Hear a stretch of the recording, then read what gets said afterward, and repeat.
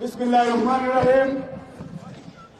ভারতের আগরতলায় বাংলাদেশের সহকারী হাই কমিশনে হামলা, বাংলাদেশের জাতীয় পতাকার অবমাননা এবং বাংলাদেশে সাম্প্রদায়িক দাঙ্গা বাঁধানোর ষড়যন্ত্রের প্রতিবাদে জাতীয়তাবাদী যুবদল, জাতীয়তাবাদী স্বেচ্ছাসেবক দল এবং ছাত্রদল আয়োজিত ঢাকা টু আগরতলার লং মার্চের ঐতিহ্যবাহী কিশোরগঞ্জের ঐতিহ্যবাহী ভৈরবের আজকের এই পথসভায় সভাপতিত্ব করছেন জাতীয়তাবাদী যুবদলের বিপ্লবী সভাপতি আব্দুল মোনায়েম মুন্না।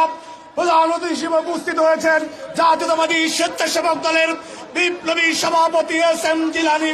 উপস্থিত আছেন যুবদলের সাধারণ সম্পাদক নুরুল ইসলাম নয়ন, স্বেচ্ছাসেবক দলের সাধারণ সম্পাদক রাজীব হাসান। কিছুক্ষণের মধ্যে উপস্থিত হবেন ছাত্র দলের সভাপতি রাকিবুল ইসলাম রাকিব এবং বিপ্লবী সাধারণ সম্পাদক নাসির উদ্দিন নাসির। সবাইকে এবং উপস্থিত জনতা, আগ্রাসন বিরোধী উপস্থিত জনতা সবাইকে আগামী বাংলাদেশের অনিবার্য নেতৃত্ব, বাংলাদেশের কোটি তারুণ্যের প্রাণের স্পন্দন তারেক রহমানের পক্ষ থেকে সংগ্রামী অভিনন্দন এবং শুভেচ্ছা। সংগ্রামী উপস্থিতি, বক্তব্য খুবই স্পষ্ট। আমরা দেখেছি 5ই আগস্ট খুনি হাসিনা বিদায় নেওয়ার পরে এতদিন যারা বাংলাদেশের সাধারণ জনগণের ভোট ছাড়া খুনি হাসিনাকে টিকে রেখেছিল, সেই সাম্রাজ্যবাদী ভারত প্রত্যেকটা সেকেন্ডে ষড়যন্ত্র অব্যাহত রেখেছে।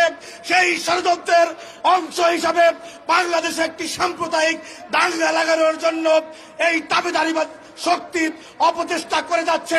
কিন্তু বাংলাদেশের স্বাধীনতা সার্বভৌমত্বের অতন্ত্র প্রহরী দল, জাতীয়তাবাদী দলের নেতাকর্মীরা যতক্ষণ সজাগ আসছে 56,000 বর্গ মাইলের এই ষড়যন্ত্র আমরা টিকতে দেব না ইনশাআল্লাহ। প্রিয় উপস্থিতি, আজকে যে হাসিনা যে এই ষড়যন্ত্র চলছে বাংলাদেশে একটা ঘটনা এরকম ঘটে নাই।